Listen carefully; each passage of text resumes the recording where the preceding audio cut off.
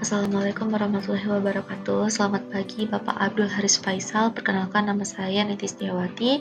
Pertama-tama marilah kita bersyukur atas kehadirat Allah yang Maha Esa, sehingga pada kesempatan ini kami diberikan kesehatan, sehat walafiat. Pada kesempatan kali ini saya akan membahas mengenai materi bahasa Indonesia, tata bahasa dan komposisi. Berikut materi yang akan saya sampaikan, yaitu ada fonem, alofon, dan grafem. Yang pertama, itu ada fonem.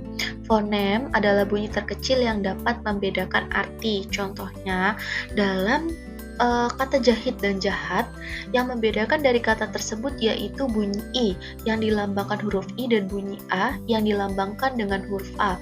Bunyi I dan bunyi A disebut juga dengan fonem.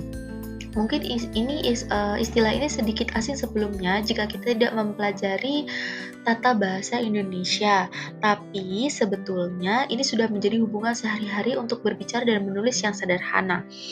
Fonem biasanya dituliskan dalam dua buah garis miring, misalnya pada bunyi peh dan beh, seperti contoh pola dan bola, parang dan barang, beras dan peras. Gitu. Fonem dalam bahasa dapat mempunyai dua macam pelafalan, gitu. Misalnya fonem P yang berada pada awal kata itu dilafalkan secara lepas, seperti pola. Fonem P diikuti dengan fonem O. Bila berada di akhir kata, fonem P sudah jelas tidak bisa diucapkan secara lepas. Bibir kita akan tertutup untuk mengucapkan bunyi tersebut, seperti contohnya sedap. Dengan demikian, fonem dalam bahasa Indonesia memiliki dua variasi. Kemudian yang selanjutnya, itu ada alofon. Alofon adalah variasi fonem yang tidak membedakan arti. Contohnya, alofon dituliskan di antara dua kurung siku atau P yang lepas ditandai. Kalau P yang lepas itu ditandai dengan P, sedangkan P yang tidak lepas kita tandai dengan P absurd kita. Maka dapat dikatakan bahwa dalam bahasa Indonesia, fonem P memiliki dua alofon, yaitu P dan P absurd.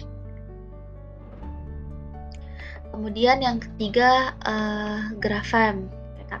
Grafem merupakan satuan terkecil sebagai pembeda dalam satuan aksara.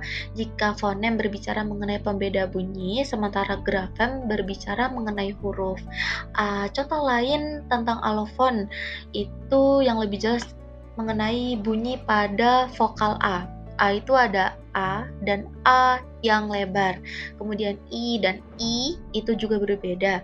Ada juga yang lebih ini lagi ya, ekstrim lagi, itu bunyi pada E. Bunyi dalam bahasa Indonesia ada 3, yaitu E, dan Balik lagi untuk contoh di grafem, pada kata ladang dalam grafem memiliki 6 grafem, namun dalam fonem hanya 5, yakni L, A, D, A, dan NG, karena grafem hanya mewakili satu fonem NG saja. Terima kasih atas perhatiannya. Saya ucapkan wassalamualaikum warahmatullahi wabarakatuh.